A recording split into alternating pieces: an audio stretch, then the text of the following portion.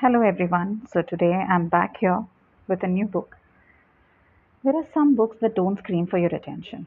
They don't arrive with explosions or heartbreaks loud enough to shake the room. Instead, they quietly sit beside you, like an old friend waiting in a tiny bookshop at the corner of a sleepy street. And More Days at the Morisaki bookshop is exactly that kind of story. A warm cup of coffee, a rainy afternoon in Tokyo, and a reminder that healing doesn't always happen dramatically. Sometimes it happens one page at a time. If the first book of Morisaki felt like finding shelter, the sequel to it, which is More Days at the Morisaki Bookshop, feels like returning home after you have changed. The story once again takes us into the peaceful little world of Morisaki Bookshop in Jimbocho, Tokyo's famous district of second-hand bookstores. But this time, the emotions run deeper, quiet, and more human. The characters aren't chasing grand adventures, they're simply trying to live, to understand loss, loneliness, and the strange comfort of being seen by another person. And honestly, that's what makes this book beautiful. It's a story that moves like rain. It isn't a fast book. It doesn't rush or drift like evening rain against a bookstore window. Somehow, that slow rhythm becomes its greatest strength. Satoshi Yagisawa writes with a simplicity that feels almost invisible, but every sentence quietly lands in your heart. No overly dramatic twist, no exaggerated emotions, just real people carrying invisible sadness. And maybe that's why the story feels so personal. Because we've all had moments where life felt uncertain, where we searched for comfort in small places books, cafes, familiar streets, quiet conversations.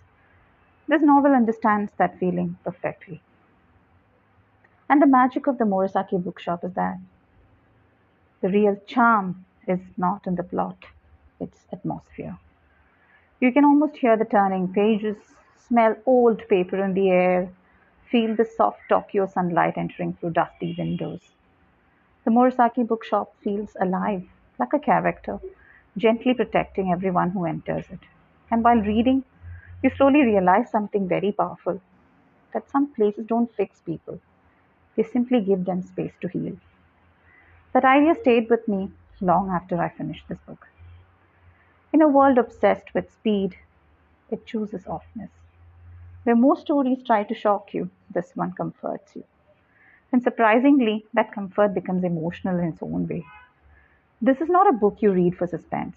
It's a book you read when life feels heavy, when your mind is tired, when you want to believe that ordinary days still hold meaning. And maybe that's the secret behind why so many readers connect with the Morisaki series. It doesn't try to impress you, it just simply tries to understand you. When I finished More Days at the Morisaki bookshop, it didn't feel like I had completed a novel. It felt like I had quietly lived inside someone else's memories for a while. Soft memories, bittersweet memories, and human memories. This book reminds us that healing is rarely loud. Sometimes it arrives slowly through familiar places and the comfort of stories.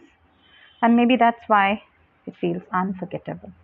Because somewhere between the pages, it starts to feel real. I would like to rate it. As far as emotional depth, I would rate it 9 on 10. About the writing style, 9 by 10.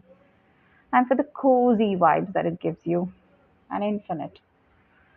Overall, a gentle, soul healing read that feels like a quiet conversation on a rainy evening. Thank you, my dear friends, for your patient listening. I hope you love this book.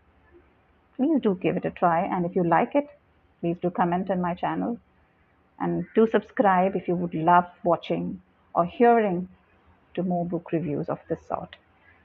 Happy reading!